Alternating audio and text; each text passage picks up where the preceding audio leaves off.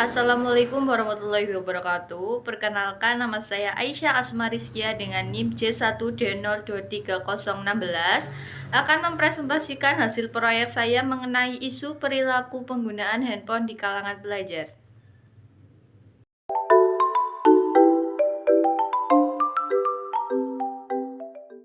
Indonesia merupakan salah satu pasar potensial bagi perusahaan handphone, khususnya remaja yang sekaligus sebagai pelajar.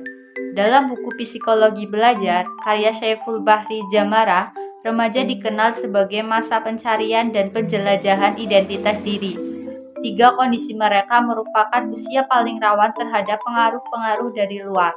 Menurut Badan Pusat Statistik atau BPS 2010, penduduk Indonesia sebanyak 2.307.641.326 jiwa, dengan jumlah remaja 10-24 tahun yang mencapai 26,7% dari jumlah penduduk Indonesia, yang terdiri dari laki-laki 32.164.436 jiwa dan perempuan 31.279.012 jiwa, di mana usia 10-14 tahun sejumlah 9,54%, usia 15-19 tahun sejumlah 8,79%, dan usia 20-24 tahun sejumlah 8,37%.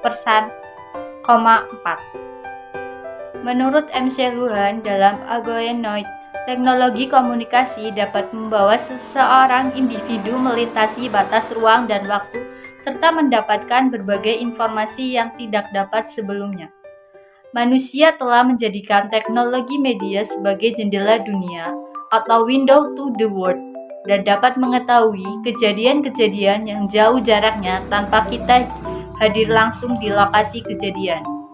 Dari pengertian di atas dapat ditarik kesimpulan bahwa dengan teknologi komunikasi dapat membawa perubahan besar pada kehidupan manusia. Ruang kehidupan bagaikan tanpa sekat atau bebas. Manusia dapat menjelajahi dunia dengan kemampuan teknologi komunikasi tanpa harus bersinggungan secara langsung dengan objeknya.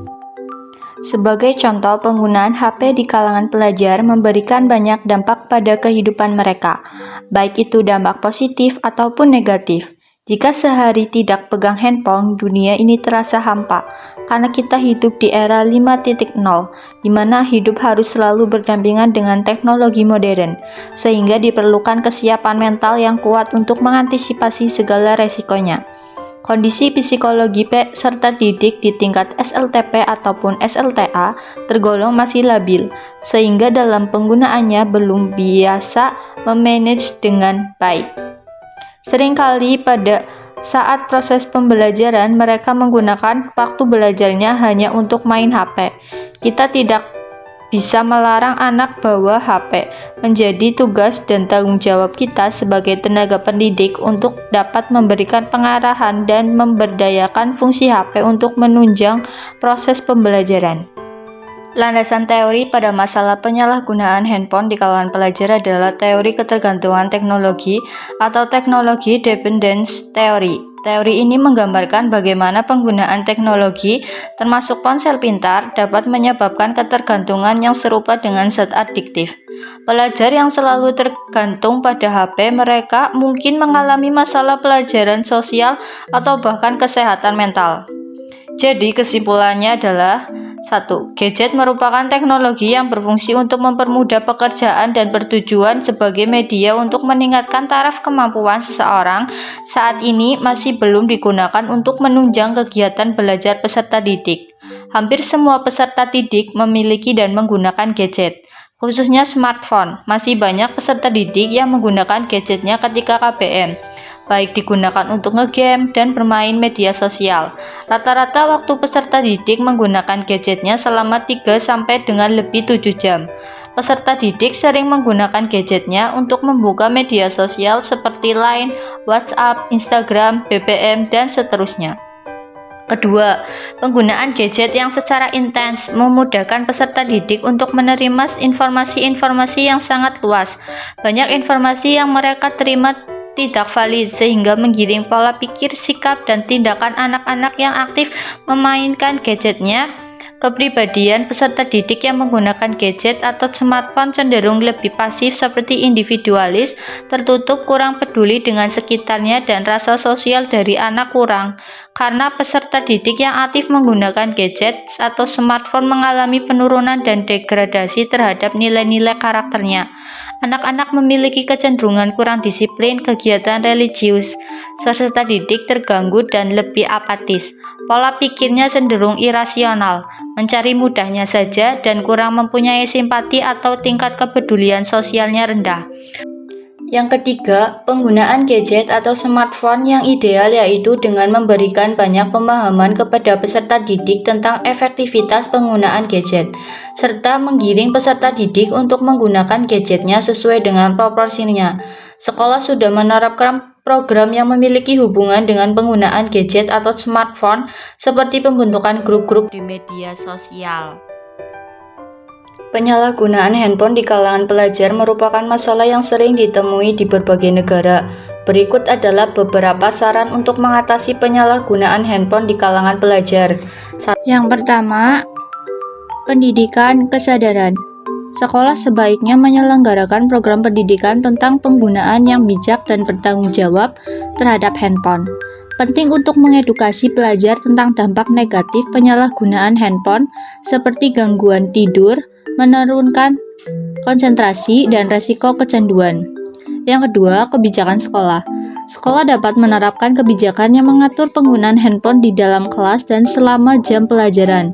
Mungkin ada aturan yang memungkinkan penggunaan handphone hanya pada waktu istirahat atau di luar jam pelajaran. Yang ketiga, peran orang tua. Orang tua perlu berperan aktif dalam mengawasi penggunaan handphone anak-anak mereka. Membahas aturan dan batasan penggunaan handphone di rumah, seperti menentukan waktu layar atau tidak mengizinkan handphone selama makan malam. Yang keempat, sosialisasi offline. Mendorong pelajar untuk terlibat dalam aktivitas sosial offline, seperti bermain olahraga, berpartisipasi dalam klub, atau terlibat dalam kegiatan sosial. Ini akan membantu mengurangi ketergantungan pada handphone. Yang kelima, aplikasi pembatasan. Orang tua dapat menggunakan aplikasi pembatasan untuk mengendalikan waktu yang dihabiskan anak di handphone, serta membatasi akses ke konten yang tidak sesuai. Yang keenam, dukungan psikologis. Sekolah sebaiknya menyediakan layanan konseling bagi pelajar yang mungkin mengalami masalah kecanduan atau gangguan mental terkait penggunaan handphone.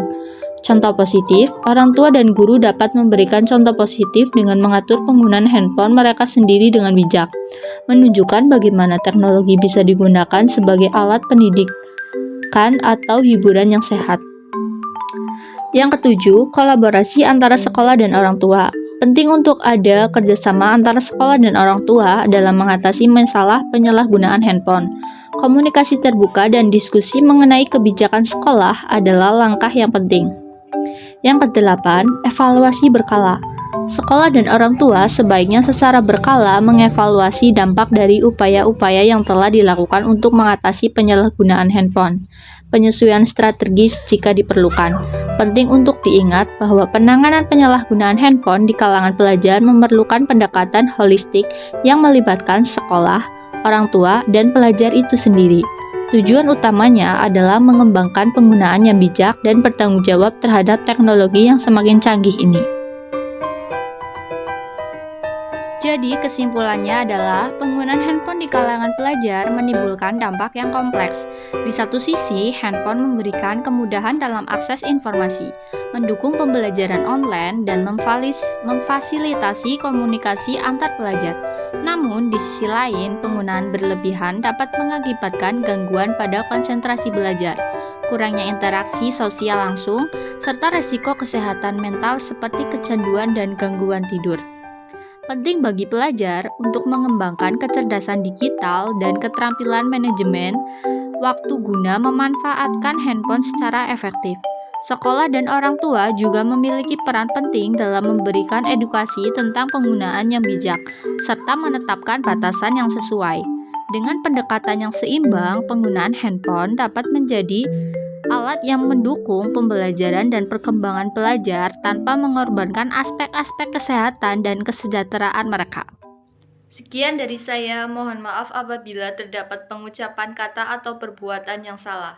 Terima kasih. Wassalamualaikum warahmatullahi wabarakatuh.